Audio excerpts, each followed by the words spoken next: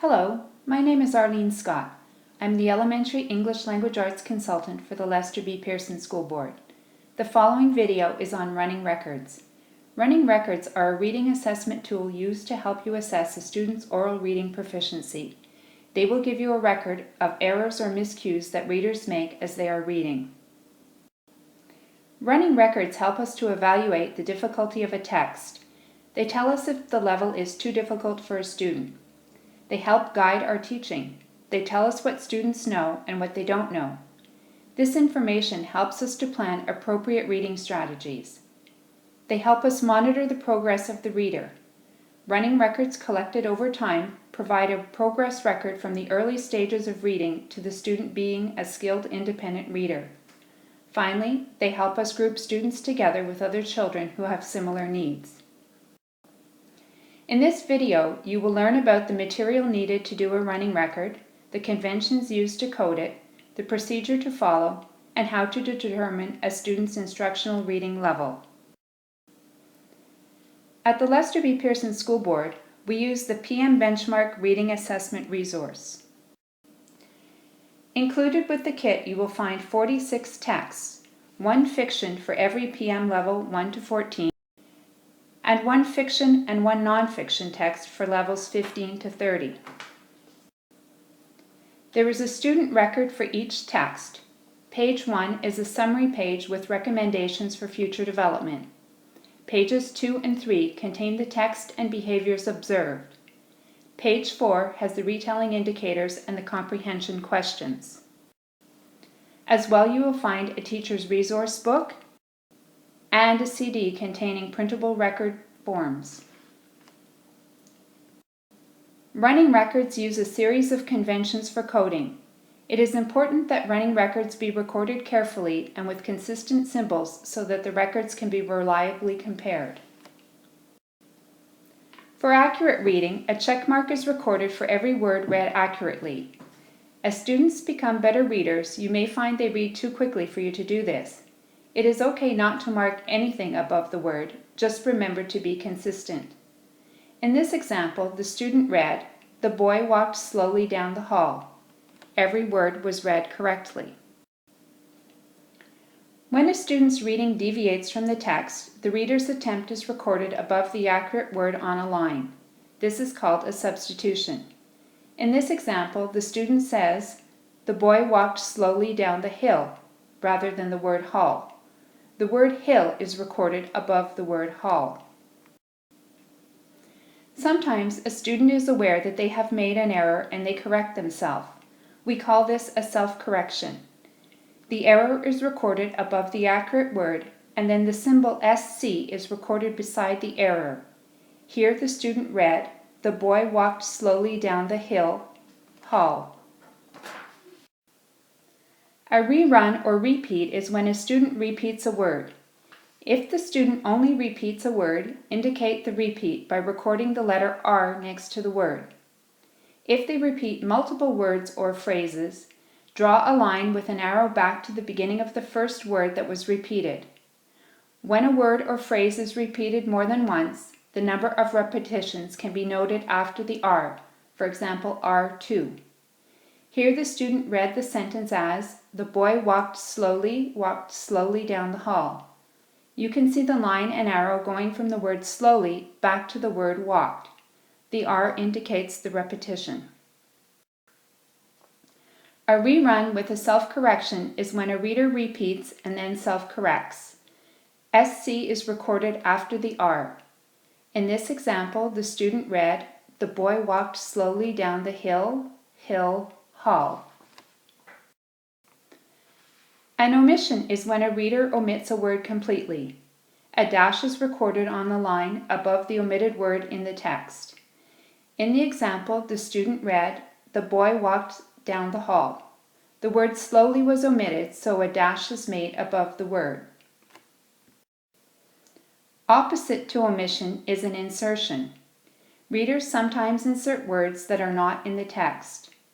To indicate this, insert an arrow where the word has been inserted and record the word. Our example reads like this: "The boy walked very slowly down the hall." Sometimes a student does not know a word and they turn to you for help. This may be verbal or nonverbal. This is indicated by the letter A, as it is considered an appeal. If they continue without saying anything, record it with a dash. It is considered an omission. If they say an incorrect word, record the word they say and it is a substitution. If they get the word right, it is not an error, but you still need to indicate the letter A for appeal. A reader may make no attempt to read a word. You can instruct the child to try it. If no attempt is made, tell the child the word and record a T under the line. In the example, the student reads, "the boy," and then makes no attempt at the word. You tell him or her the word "walked," and the student continues to read the remainder of the sentence, slowly down the hall. So what counts as an error? A substitution, an omission, an insertion, a told, multiple attempts at a word, and a proper name. If the proper name is repeated inaccurately by the student throughout the reading of the text, it only counts as an error the first time. When administering a running record, you may observe other behaviors beyond what the student says. These should be noted as they give you information about the student as a reader. Typical behaviors include pointing to the words, using a finger to guide reading and taking it away when the reading becomes smoother, tracking the first word of each line, looking at the picture for more information, and turning back to the previous page or checking a nearby line to find the same word. Now that you know how to code a running record, we will look at the procedure to use. There is a procedure card included in the kit, however it conflicts with the procedure outlined in the French kits, GB+. Here at Lester B, we feel it is important to maintain the same procedure in both languages. We recommend the following procedure be used. First, have the student sit next to you. Explain what is going to happen and why. Always have the student hold the book and turn the pages himself or herself. It is also important for you to remain a neutral observer and recorder of the student's reading behaviors. Read the book title and orientation given at the top of the reading record page of the student record to the student. Do not expand upon the content of the book during this introduction. Step 1 is the retelling. Prepare the student for the retelling. Say, "First, I would like you to read this book or card to yourself. Remember to look carefully at the pictures. Then I will ask you to tell me as much as you can about the story or text." If the student asks for assistance while reading the book or card, say, "This is a time for you to read by yourself." When the student has completed the reading, have them close the book or card and place it on the table in front of them. Say, "Tell me as much as you can in your own words about what you have just read." Remain a neutral observer, only giving prompts if required. Check the relevant boxes in the retelling section of the student record on page 4. Step 2 is the reading record. Point to the cover of the book or card. Say, "Now I would like you to read the book or card to me." Record accurate reading and miscues on pages 2 and 3 of the student record. Step 3 is comprehension. Prepare the student for the oral comprehension questions. Say, "Now I am going to ask you some questions about this book or card." Ask each question on page 4 of the student record. Check the boxes when responses are correct. Record exactly what the student says for incorrect responses. You have now completed the running record. The remainder may be done without the student. Step 4 is the analysis. You may do an in-depth analysis by analyzing the types of errors the student made. This will give you information about the student's reading habits and the cues they use while reading. A future video will be available to help you do this. In this video, we will look at determining the student's instructional reading level. Start by indicating the errors and self-corrections in the columns to the right of the reading record. Add them up and transfer this information to page 1 of the student record. In the reading record summary box, find the number of miscues or errors on the scale. Circle it. Above you will find the percentage score. This is the level of accuracy. It means the student read the text with that percentage of accuracy. Next, you want to determine the self-correction rate. To do this, add the number of errors to the number of self-corrections and divide by the number of self-corrections. In this example, there were 6 errors and 2 self-corrections. Add them together for a total of 8 and then divide by 2, which is the number of self-corrections. The ratio is 1 to 4. This means for every 4 errors the student made, he or she corrected themselves once. A self-correction rate of 1 to 1, 1 to 2, or 1 to 3 means that a student is really monitoring their reading. They are aware when they make a mistake and that the meaning breaks down. High self-correction rates tell you that a student is not aware of their errors. This often indicates weaker comprehension. There are a few things to consider when determining the student's instructional level. First, check to see if their accuracy rate is between 90 and 95%.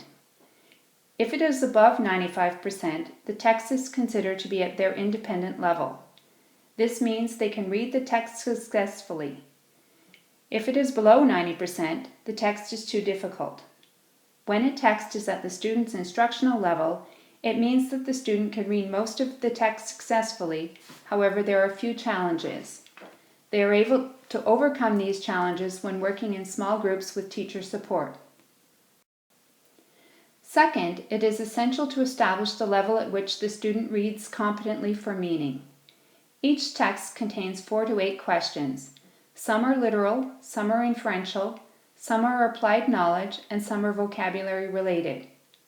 On page 1 of the student record, there is a box with level of understanding. Depending on the number of comprehension questions answered correctly, the student will have an excellent understanding, satisfactory understanding, or unsatisfactory understanding.